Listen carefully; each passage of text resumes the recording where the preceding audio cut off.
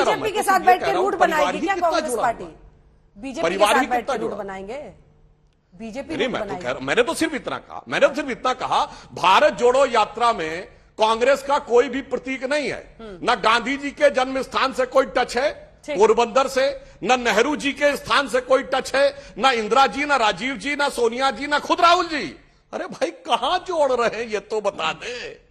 18 दिन केरल में रहकर, लेकिन वो वायनाड जा रहे हैं, मैं ना समझ पा रहा हूं। वायनाड जा रहे हैं, जहां से जीते हैं वहां जा रहे हैं। अमेठी को अब दूरी बनाकर रखना क्या सूट करता है? अगला सवाल एक और है, इसी में सवाल में आप जोड़ लीजिए, वही भारत जोड़ो क्यों रखा फिर? महंगाई, बेरोजगारी, ये सब तो आप लोग वहां पर बोल ही नहीं रहे। रोज राहुल जी बैठते हैं और यही समझाते हैं कि देश को तोड़ दिया है, कम्युनल फोर्सेस ने तोड़ दिया है उसके खिलाफ, और अभी तक तो जिन हिस्सों में आए हैं दक्षिण भारत में ही है। नहीं, मुझे नहीं लगता फिर आप उनकी स्पीच ध्यान से सुन रही हैं या आज तक पूरी तरह से दिखा रहा है। क्योंकि राहुल जी जब भी बोलते हैं, और आज भी उन्होंने जो प्रेस कॉन्फ्रेंस करी उसमें उन्होंने बेरोजगारी और महंगाई पर पहले बात करी और कहा कि जो देश नफरत से विभाजित होगा वो बेरोजगारी खत्म नहीं कर सकता, वो गरीबों का उत्थान नहीं कर सकता, वो महंगाई को काबू में नहीं ला सकता, इसीलिए वो भारत जोड़ने के लिए निकले। दो बातें कहूंगी, कहते कहते बहक गए सुधांशु जी। क्या कहा? भारत जोड़ो की बात कर रहे हैं, महंगाई की नहीं। लगातार महंगाई बेरोजगारी पर बात कर रहे हैं, लेकिन आप लोग तो फंस जाते हैं। आप लोग 22 से 40 हुए आटे को नहीं देखते हैं, 35 से 60 हुए दूध को नहीं देखते।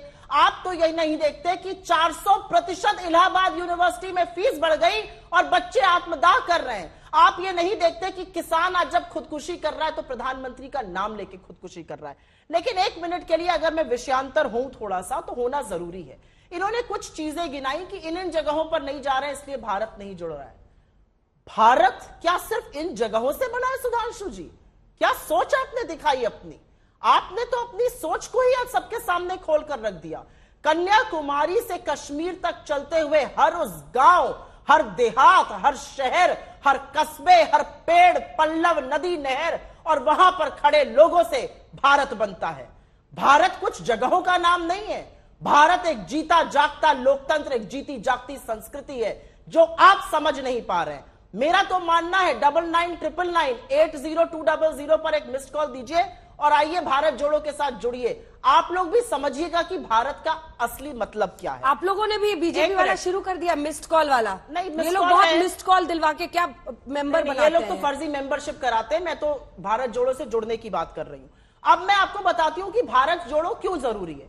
रुपया 80 से 95 टू $1 हो गया है। 81 पर ताली बजेगी। ताली बजाइएगा सुधांशु जी? नहीं बजा पाएंगे क्योंकि गलत हो रहा है। प्रधानमंत्री की प्रतिष्ठा लगातार गिर रही है और वहां पर बैठे हुए हुक्मरान आज चुप हैं। आपने कहा सत्ता की लोलुपता के बारे में मैंने बात करी थी। सुधांशु जी, जिन जगहों पर सरकार बना नहीं पाते हैं, चुनाव हार जाते हैं, वहां पर आपका ईडी, आपकी सीबीआई, आपका इनकम टैक्स करोड़ों रुपए पहुंच जाते हैं और चुनी हुई सरकारों को गिरकर सत्ता का नंगा नाच आप लोग करते हैं। और आप मुझे सत्ता की लोलुपता पर पाठ पढ़ाइएगा। कर्नाटक, मध्य प्रदेश, गोवा, अरुणाचल प्रदेश, नागालैंड, कहां कहां तक जाऊं आपकी सत्ता की लोलुपता को दिखाते।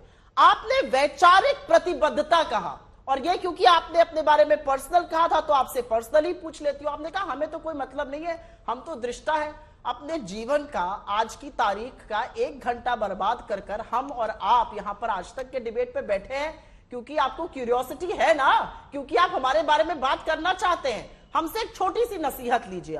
आपसे पता नहीं उम्र में छोटी हूं कि बड़ी, लेकिन एक बहन होने के नाते आज आपको एक नसीहत देती हूं। हम लोगों के यहां को लोकतंत्र को देखिए कि कैसे चुनाव की चर्चा चल रही है, देखिए कि कितने उम्मीदवार आ रहे हैं।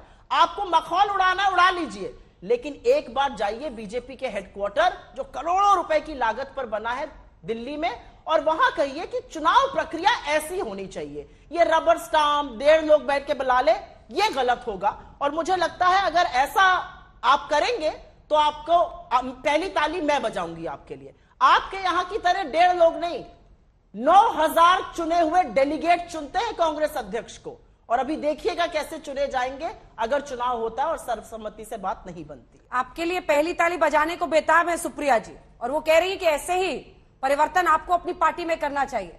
अब देखिए, मनीष तिवारी को भी अगर प्रत्याशी बनना है तो वो वहां पर जाकर 10 डेलीगेट्स को अपनी तरफ करने की बात कर रहे हैं ना, ऐसा सिस्टम कुछ बीजेपी का पता ही नहीं चलता सर, सीधे नाम आता है। देखिए सुप्रिया जी, आप लगता है डिबेट को सुन नहीं रही थी। मैंने थोड़ी कहा कि आपने महंगाई का मुद्दा नहीं उठाया, मैंने कहा यात्रा का नाम भारत जोड़ो क्यों था, यात्रा का नाम महंगाई हटाओ बेरोजगारी हटाओ क्यों नहीं था अगर मुद्दा था। इसका मतलब आपकी नजर में तथाकथित सांप्रदायिकता बड़ा मुद्दा था। महंगाई और बेरोजगारी की जो बात आप करते हैं वो तो छलावरण है, वो तो मुखौटा है, क्योंकि हर जगह बोलना है, क्योंकि पहले ही चरण में जॉर्ज पुनिया से मुलाकात होती है और फिर आगे क्या क्या होता है। वो वह राज्य है केरल जहां आपका गठबंधन किससे है, इंडियन यूनियन मुस्लिम लीग। स्वतंत्रता के अमृत महोत्सव वर्ष में मुस्लिम लीग के साथ गठबंधन करने वाले लोग भारत जोड़ो यात्रा के पुरोधा बनकर निकले हैं, यह बताइए। और हमने दृष्टा भाव तो आप लोगों के लिए कहा ना भाई, हम कांग्रेस के अंदर करता तो नहीं हो सकते, कांग्रेस के लिए तो बाहर से हम सिर्फ दृष्टा ही हो सकते हैं, इसलिए हमने सिर्फ यह बात कही। और जहां तक हम ये सिर्फ एक बात कहना चाहें तो ये बताइए, आज की डेट में राहुल गांधी जी क्या है? वो कांग्रेस के अध्यक्ष हैं या नेता प्रतिपक्ष हैं या महामंत्री हैं या उपाध्यक्ष हैं? अंजना जी, मैं चुनौती से पूछता हूं, भारत में कोई ऐसा उदाहरण बताइएगा जब व्यक्ति केवल एक सांसद हो और पूरी पार्टी उसके साथ पीछे चल रही हो। ना कहीं नेता प्रतिपक्ष का पता है, ना नेता प्रतिपक्ष राज्यसभा दिख रहा है, पार्टी की अध्यक्षा के साथ मान लीजिए आयु स्वास्थ्य संबंधी विषय है, वो मैं नहीं बताना चाहती हूं। ऐसा विचित्र उदाहरण आपके यहां दिखाई पड़ता है और तब आप कहती हैं कि कितने डेमोक्रेटिक तरीके से हो रहा है। तो भाई पार्टी, आपकी पार्टी के संविधान के अनुसार जो लोग पद धारण किए हुए हैं वो क्या थे, मैं बताता हूं। अपनी पार्टी का जब आप उदाहरण देती हैं, मोदी जी प्रधानमंत्री के कैंडिडेट घोषित हुए 13 सितंबर 2013 को, उसके बाद उन्होंने पार्टी की तरफ से पहली रैली की 24 अक्टूबर 2013 को बिहार में, पटना में। तो जब आप ऑफिशियल आइए, ईमानदारी से स्वीकार करिए अपना नेतृत्व और तब आगे बढ़िए। ये भैया क्या कि नेतृत्व तो फेंक दिया पीछे, पद तो मुझे लेना नहीं है, मगर सारी पार्टी को सारी पार्टी को अपने पीछे लेना है। यही समस्या है जिस कारण से पूरा देश क्यूरियोसिटी में देखना चाहता है कि ये हो क्या रहा है और इसका आगे जाकर क्या परिणाम होने वाला है। ठीक है, मतलब उत्साह, मतलब उत्सुकता की वजह से वो कह रहे हैं कि लोग देखते हैं कि क्या हो रहा है। और राहुल गांधी का इस वक्त क्या उनकी भूमिका है? एक सांसद है, लेकिन वही हीरो 1 to 10 आप लोग भी रखते हैं ना, यहां पर एक परफॉर्मर है और वहां पर उनका रिपोर्ट कार्ड देखिए तो बहुत मार्क्स कम दिखते हैं। अंजना जी, आप सबसे बड़ा प्राइम टाइम शो आज तक का करती हैं, क्योंकि शायद आप आज तक की सबसे बेहतरीन एंकर हैं। आपकी शायद टीआरपी सबसे ज्यादा होंगी, आप शायद सबसे अच्छा काम करती हैं और आज तक के मैनेजमेंट की और आज तक की टीम में आप में आस्था है। अब वो मैं उसके बारे में क्या कहूं और सुधांशु जी क्या कहें, उससे कोई फर्क नहीं पड़ता है।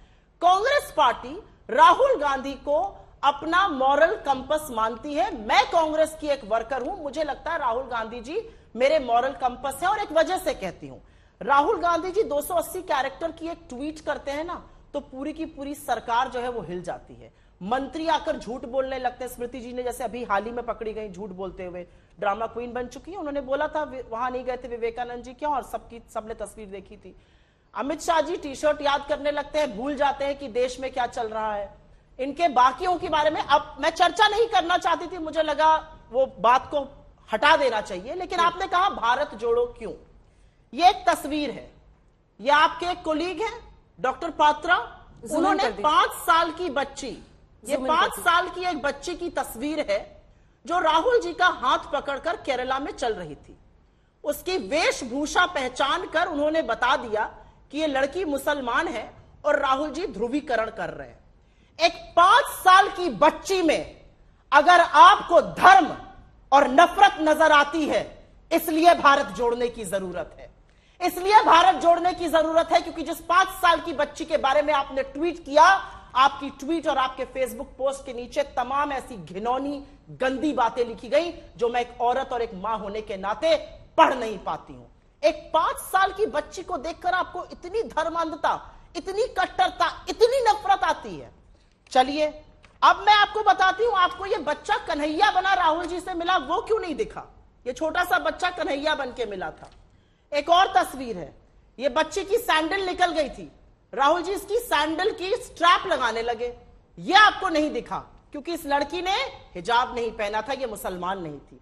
यह छोटी सी बच्ची एक फूल देती हुई आपको नहीं दिखी।